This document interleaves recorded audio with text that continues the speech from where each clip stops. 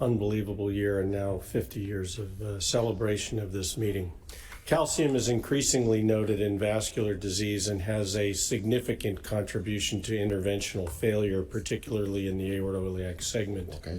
It also increases the risk of vessel perforation, dissection, and inadequate vessel expansion. And prior methods to address this problem have really consisted exclusively of angioplasty and atherectomy. Angioplasty with the risk of recoil and perforation, and atherectomy, it becomes challenging to remove all of this calcium, and there is significant risk of embolization. Thus, neither of these pose significant advantages.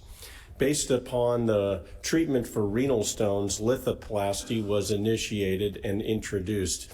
It creates controlled microfractures in the calcium with minimal risk for embolization, increases vessel compliance and elasticity, and previous studies have documented the safety and efficacy in complex lesions.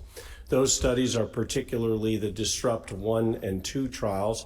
Each of these studies done with a relatively small number of patients. The PAD 1 trial with 35 patients with femoral popliteal lesions, all with moderate to severe calcification, no major adverse events at 30 days, all patients with less than 50% stenosis after treatment, and no TLR at 6 months.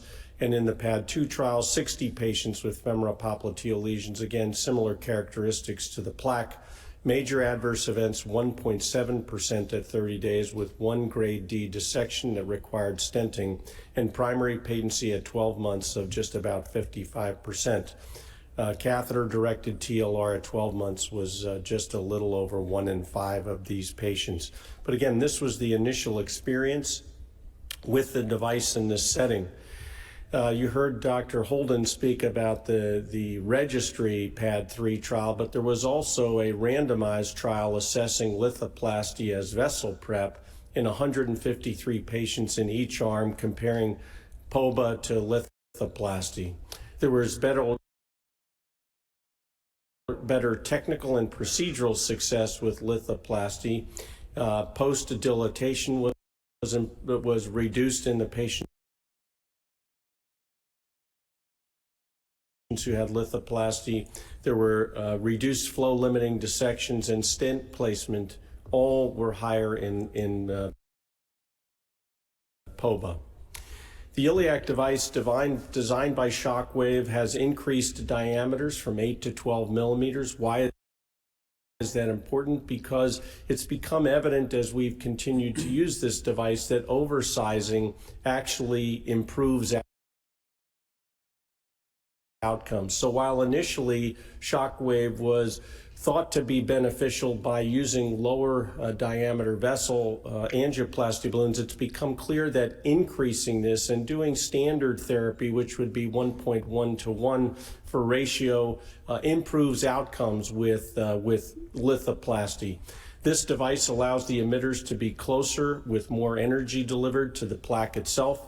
It has a 30 millimeter balloon that allows focused energy delivery, and it can be delivered over an 0-8 wire, which provides additional support, which can be helpful when you're treating iliac arteries. In the Disrupt PAD 3 trial, the randomized trial, there were 17 patients who were treated to allow delivery of large devices. Fewer patients in this group required stents. The average residual stenosis was just 12%. There were no dissections, no complications, and lithoplasty came out as a potential advantage in this situation. Based upon some of this information, there was a high-volume European Center collaborative registry to look at the use of this technology for TAVR procedures. Device delivery was 100%. Procedural success, 98%, with 1 rupture and 1 device migration from the TAVR.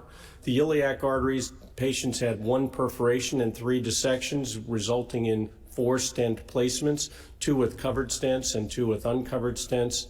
And while access was successful, this identifies a group of patients who have higher risk. So overall, if you need to use this device, it's probably a higher risk patient. Last, I'd just like to leave you with the sense of what we're dealing with. These are the iliac arteries in patients we're seeing with iliac artery occlusion. You don't even need an x-ray to visualize where the calcium is on this angiogram. And here you can see we've gained access around a calcific plaque that's essentially a complete plug. Treating these patients with standard angioplasty and stenting will routinely result in problems. This technology allows better expansion and continued expansion if you're using self-expanding stents in these lesions. A quick look at a couple of aortic interventions where I thought I'd been successful. But again, the calcium prevents full expansion. So although the angiograms will look good, it's important when you're doing complex interventions to include IVUS as part of what you're doing routinely. The calcium can really disturb your ability to completely expand these lesions. And again, this is just another example of the same thing.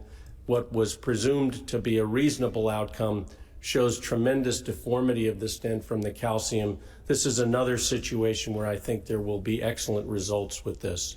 So in conclusion, lithoplasty is safe and effective in iliac arteries. You can achieve ideal outcomes. The outcomes with lithoplasty can be an adjunct for large bore devices. And in aortic disease, it can be tremendously helpful as well. Again, I think IVUS is a good addition to the treatment for all of these types of lesions. Thank you.